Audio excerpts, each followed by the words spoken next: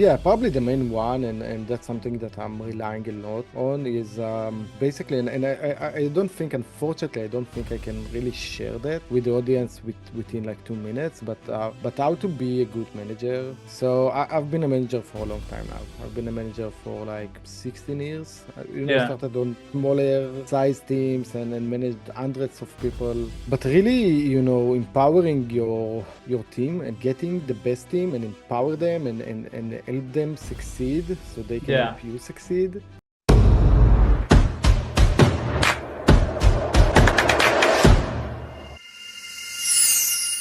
Hey guys, welcome to the Grow IT podcast. Your host here, Alessandro Kutri, joined today by none other than the Itzik Alves. Almost had it.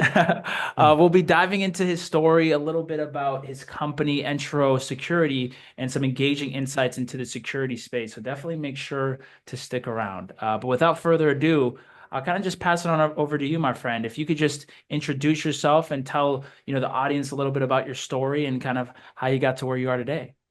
Yeah, first of all, thanks for having me. I'm happy to be here. Of course. So yes, I'm Itzik Alves. I'm the co-founder and CEO of Entro Security. Entro is a cybersecurity company. We're protecting non-human identities, helping security companies or helping any company to use non-human identities in a secure way.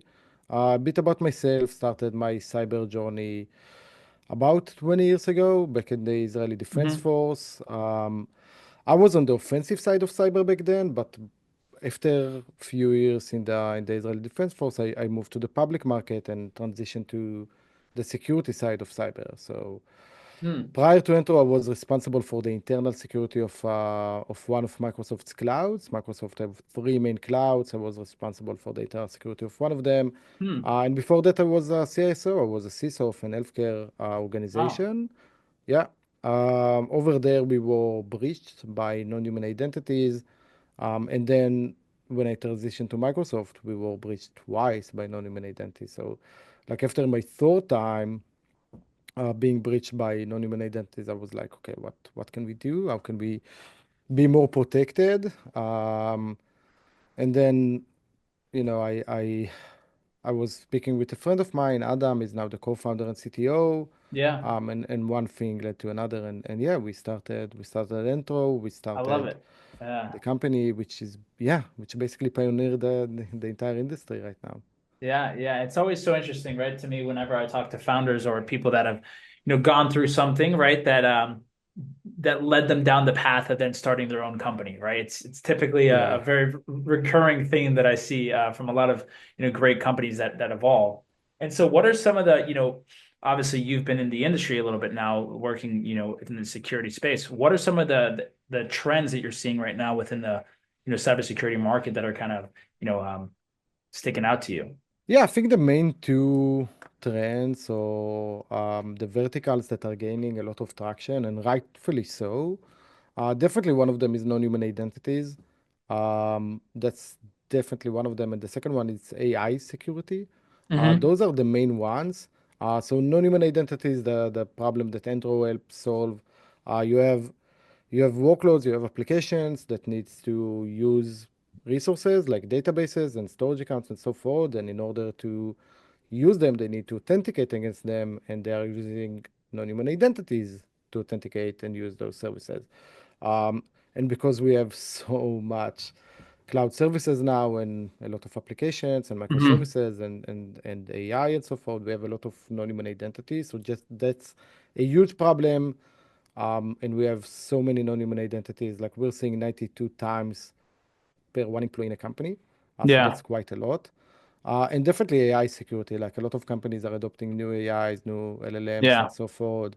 So yeah, so that's another one that we're seeing a lot of traction. Yeah, yeah. And so for you guys specifically over at Entro, like Mm-hmm. what would you say like for the audience that's kind of doesn't know what you guys do or kind of trying to figure out that what would you say is your value proposition that you bring as an organization?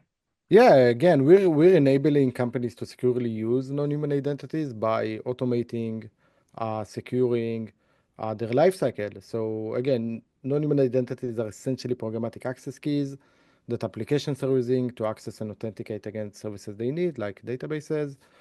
And the main problem is that developers are the ones who are creating them, permissioning them, using them without proper security oversight, and they Yeah. are also scattering them around. So they send those programmatic credentials over Slack and storing them in Confluence manuals, and committing them into code and so forth. But the main problem that we're seeing is that security teams don't really know how many non-human identities they have, where they are, or how they're being utilized. Yeah. And because of that, they have no idea how to protect them. So all of those service accounts, API keys, connection strings, and so forth, those are the non-human identities that Entro helps secure and manage their lifecycle.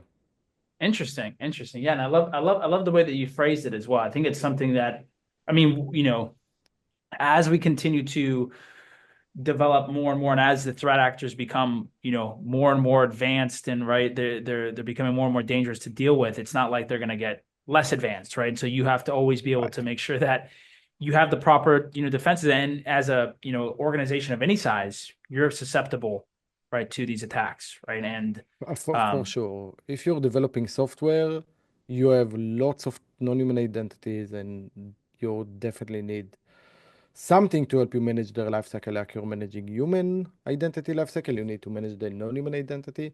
By IBM, cost of cloud breach, so like the leading report in the industry, and Verizon report, the second most popular one. It's the second most frequent attack vector out there, and the number one most costly or devastating attack to an organization. So yes, it's a huge, huge problem. yeah, yeah, I think that AI security is gaining traction, not because we're seeing a lot of attacks, but because the entire AI things are now are gaining a lot of traction. So that's why yeah, also AI security. Yeah. yeah. And it's one of those things, right, where a lot of smaller companies too, they think that they're not, targets for these attacks. They don't think they need to do these things, right? And you're seeing Yeah. more and more nowadays that the smaller companies are actually the companies that are being targeted more and more by these threat actors as well. So it's Yeah, I think any kind of company, like we're any kind saying of company, small, right? and yeah, any size of Yeah, company. If you have developers, you will be breached by yeah, non-human yeah. identities unless you will do something with it. Yeah. And now I did want to ask you, like, obviously you went from, working at a lot of big corporations and working at a lot of different companies to then going and transitioning to starting your own company, right? Right. I'm sure Yeah. that was a big transition for you. Like, how was that, starting from, the corporate world and going into obviously finding your own company? Yeah, it's by the way, I personally I love changes. Uh-huh. So any kind of change, it's a good change. It's giving you the room to grow. Yeah. So that's on a personal note. I really do think that we kind of acted like startup, even at the military, and also back at Microsoft.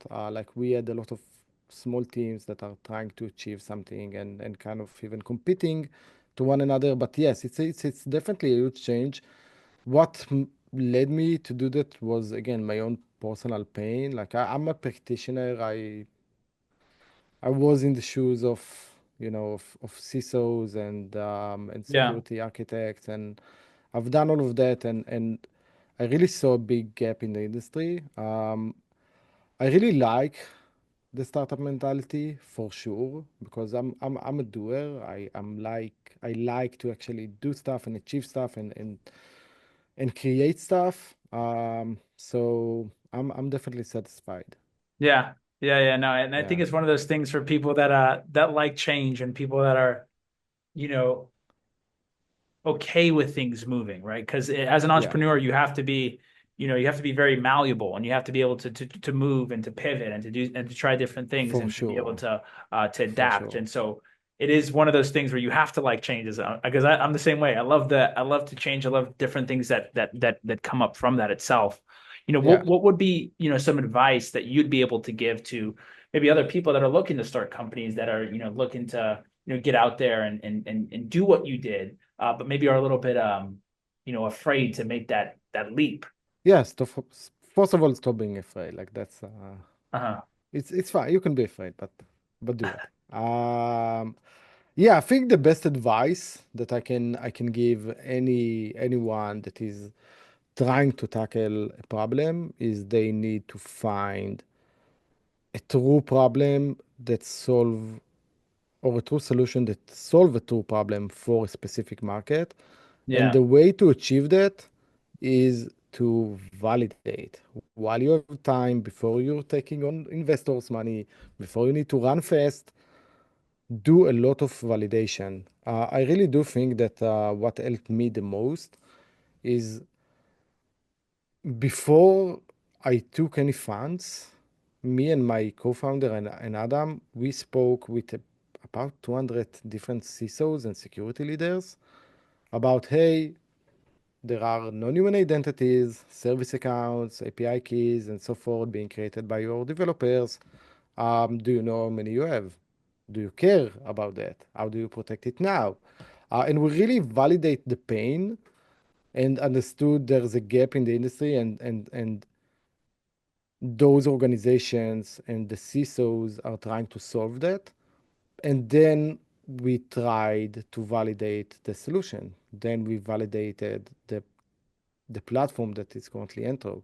So first of all, validate the pain, validate the problem, understand there's a true problem, and then try to validate the way you want to solve it. And I think that if you're doing that the right way, it's going to be much more easier for you when you're going to take that investor money to Yeah. move forward and move forward fast. Less stress, right? Because It's when always you stressful. well, it's always stress. Yeah, yeah. There's Yeah. the but to your point though, I feel like the hardest part is finding that product market fit, right? And once you've established that and you know that what you have is valuable, right? You know that what you have people want. That's the point that you should then go and take that, capital and be able to pour gasoline on the fire, right? And be able to grow that way. Yeah. Because Yeah. sometimes people try to create a fire and then they don't have a fire yet, and then that's when they're trying to find money, and it's the wrong way to do things, Correct. right? Correct. Uh, There's no wood for the fire, but yeah, the evasive product market fit. Like I don't think you can. Maybe you can get product market fit, but it's a moving target. Okay, so you can get it for a time, maybe a day, maybe 2 months, it's a maybe good point. two Yeah, years, yeah, but it will move, and you need to be with your eyes on the ball, and the ball is the product market fit, and adopt your platform, your solution to the market, and continue to adopt because the market will change, the technology will change, everything will change. And if you're saying, yeah, I found the product market fit, I find oil, I'm gonna dig it out and not look for some more in different places, then that's gonna probably be a problem. that's a great point. It's a never ending game of continuing to find that Yeah, product market fit and yeah, continuing to evolve with the times and with the trends and what's happening within the market and staying, really listening to your customers in that journey as well, right? I think that's the correct. important part of things. What would be, some things that have helped you guys when it comes to, marketing and sales and acquisition as a total, in terms of growth? Like, what have been some of those things that have worked well for you guys? Yeah, the go-to market is again, I started as a practitioner, being a CISO, so go-to-market was never my thing up until Entro. So I've been doing it for a few years now. Um, I think reaching out, cold reach out is never easy, Yeah, never easy to do. But I think I was fortunate enough to have the right network in place to get us to the first start and now like we built the brand, we built the best solution out there, we pioneered that market. I think now we're kind of riding those waves where now we have customers that are talking about us and introducing us to other companies that may have the same problem. I really do think that I was fortunate enough to be a practitioner that building solution for practitioners. Um, it was a bit more easy for us. yeah, yeah. But it's to your point. I mean, I even think that that's a great thing that you bring up when it comes to even having and leaning on your network, or why the Right. the ability to bring up to build a network is so valuable, right? In so many different ways, Yeah, for right? sure. Opening doors. That's the most important part. Yeah, no, 100%. And it's one of those things Yeah, that I don't think enough people talk about all the time, right? Is having those, because it's, for example, you know, if you have a like say 50 CISOs, right? Like you've right. have a conversation with them, or you've known them before.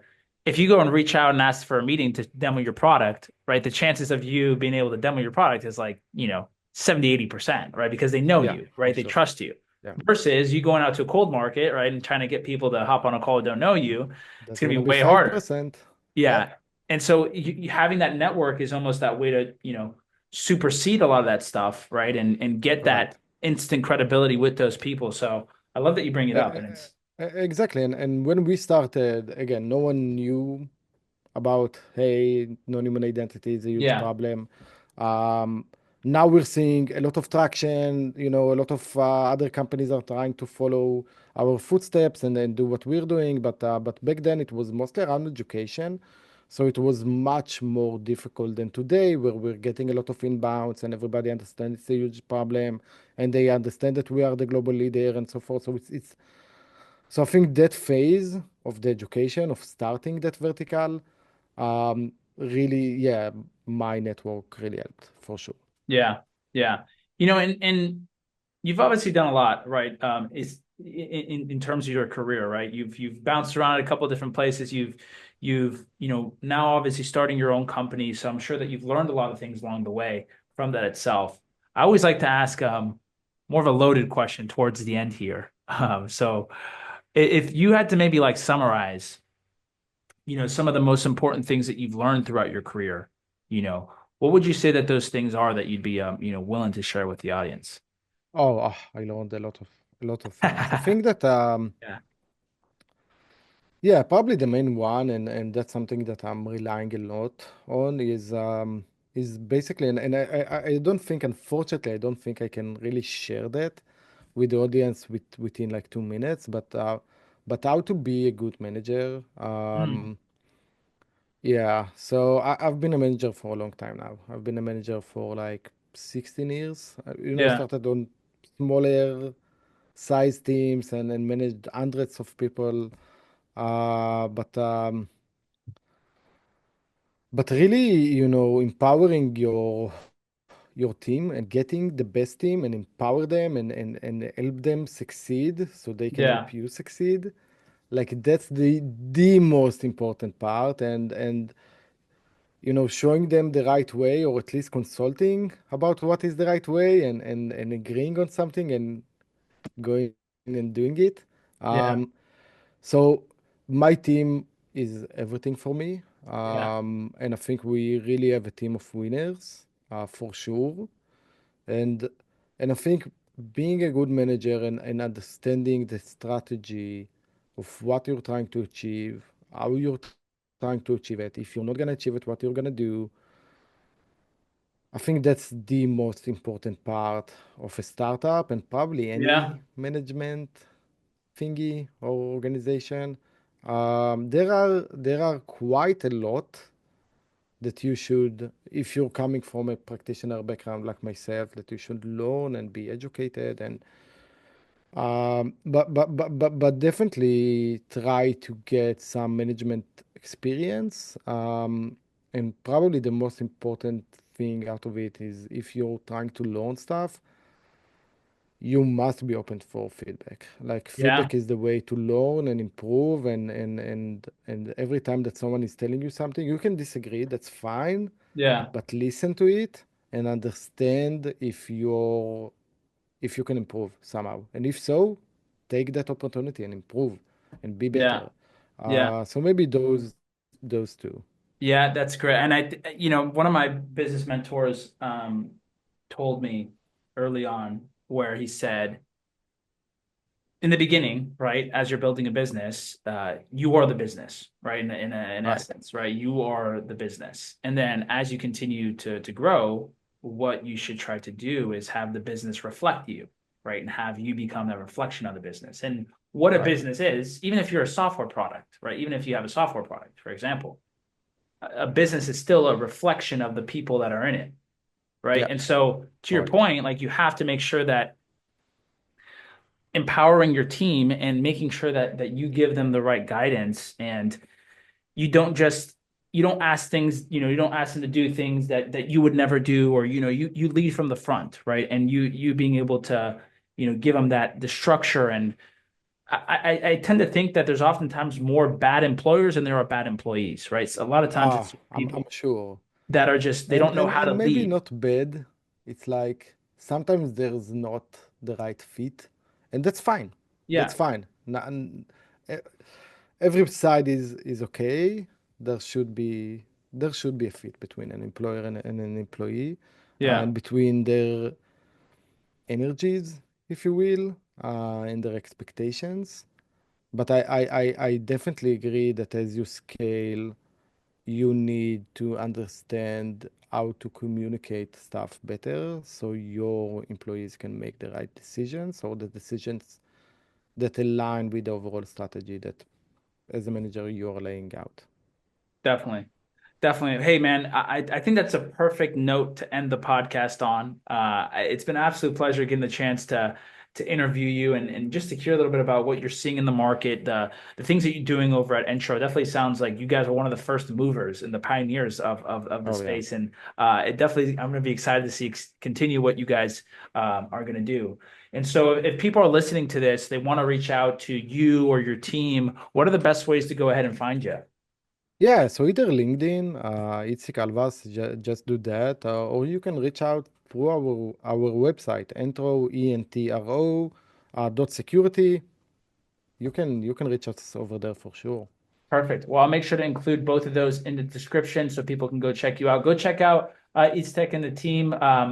Make sure to like, comment, and subscribe for more content. We appreciate it if you did stop by. And thanks again, my friend. It's been an absolute pleasure. Yeah, again, thanks for having me. Of course.